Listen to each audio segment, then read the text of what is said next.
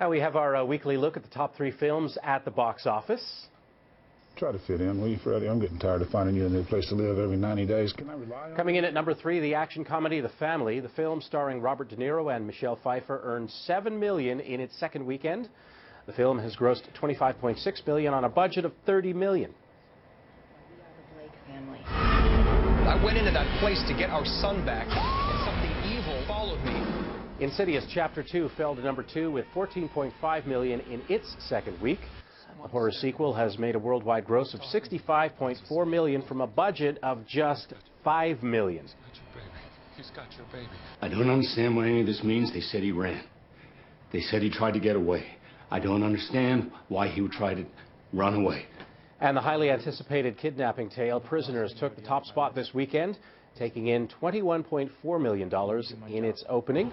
The crime thriller starring Hugh Jackman, Jake Gyllenhaal, and Viola Davis is already earning some Oscar buzz. Now with that, Jason Gorber is a film critic with twitchfilm.com and joins us now. Jason, it's only a week after TIFF, so I guess the theme of your week was kind of like The Hangover. Are you okay? Oh my God, I'm so tired.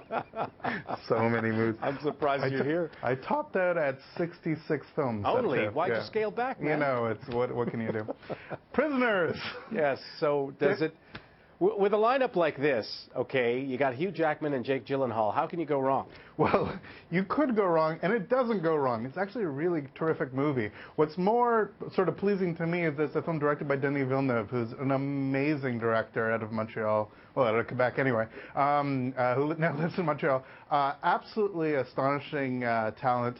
And he had 2 films. I mean, Prisoners played TIFF. That's where I got a chance to see it. He had 2 films. He had Enemy and this one. This is the big Hollywood one with a whole bunch of stars. It is absolutely a thriller, a sort of whodunit.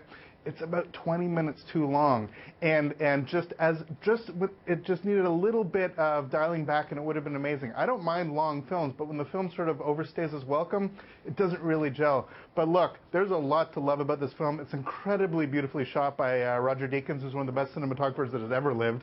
And to see a director out of this country come, make his big Hollywood bow, and have it work. It's a big studio film. It's Warner Brothers.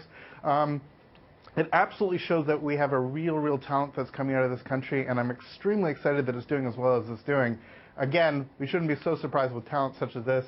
This is totally one of those films that you don't really want to talk about plot with anybody, because there's so many good surprises in it that actually move the plot forward. They just take a little too long to get to those. So you're just as you're about to guess, like, oh, I bet it's going to go in this direction. It sort of does. So sort of a B+ film for me, but honestly is absolutely worth seeing, and it's a really lovely film. We have a clip. It's about 20 minutes long. It's the part you thought was too long. Let's take a look. Show me your hands right now! Huh? You put those girls somewhere else. I know you put those girls somewhere. He stays in custody until my daughter's found, right? We have a 48-hour hold on. It ends tomorrow unless we bring charges. We'll charge him with something. That boy has never been in trouble, not a day in his life. Well, this thing's clean. I'd start looking in the woods by the rest stop. The police said they're letting him go today. What you doing? Tony! Oh, no! Okay, so with this kind of offering, what do you think's next for the Canadian filmmaker? Well, he's had another film that played TIFF, also with Jake Gyllenhaal, called Enemy. And along with The F Word, which was with Daniel Radcliffe by Michael Dowse, another Montreal guy, these are 2 really amazing and unique takes on trauma. I think we talked about it last week, but honestly, I was in a blur. But between Enemy, which is much more of an art film, much more a sort of a normal Denis Villeneuve, and this, we really see that the guy might be able to juggle both sides between the sort of big coin Hollywood stuff and the slightly more independent stuff. And I will say, this is absolutely one of those films that you think, oh, I've seen the trailer, so I've seen the whole movie. You haven't. It's just, it's also easy to spoil what you haven't seen in the trailer, so don't talk to anybody, just go see the movie. Okay, moving on. The Art of the Steal, it's being called a Canadian take on a classic art heist caper film. Your impressions? Yeah, unfortunately, again, here's a Canadian film that really didn't strike a chord. Look, it has Jay Baruchel in it, who I totally have a man crush on. He is such a great talent. And he's from? And exactly, another boy from Montreal. I see a trend here, miss. There you go. I didn't start it, you did. Fair enough. No, look, Art of the Steal has, again, big Hollywood names. We got Matt Dillon, we have Kurt Russell, and it's all under the sort of rubric of an art heist film. set in Niagara Falls, it feels so forced and so like they were trying to be something that it's not. It's trying to be this sort of big heisty film, and really it unfortunately falls flat. It's pretty disappointing. It's too bad because, again, I think the director is actually quite talented, but I just think with this film, when he tried to reach out to sort of expand the scope, it didn't really work the way that I wanted it to. Now, on your way to the studio, we tried to put in yellow bricks to get you there. When are you off to see The Wizard? So, Wizard of Oz coming to IMAX in 3D. I understand that will give people hives, that they'll think, why would you do this? Why would you do a digital redux of Wizard of Oz? Why? Because it's amazing. Okay, one of the things that is terrific about Wizard of Oz is that it's such a beautiful visual story. One of the things that's ridiculous about Wizard of Oz is when they shot it, they had limited stage space, so every time they're dancing, Follow the Yellow Brick Road, they're about to hit the back wall. One of the things that 3D can do is actually open up that back wall.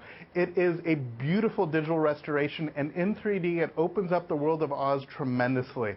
If you've never seen this film on big screen, and so many of us have learned about this film sort of on a much smaller television screen, this is your chance to do it. For 1 week only, it's playing in IMAX. Yes, it's digital, yes, it's 3D, but take a kid, borrow a kid, whatever you want to do, or go yourself. Honestly, it's such a tremendous film with such beautiful musical sequences and amazing performances, it's worth to see. And the IMAX intro, the numbers are in beautiful black and white sepia. It is just tremendous, and I cannot recommend it enough. For the people suspicious about 3D, this is one to absolutely go see.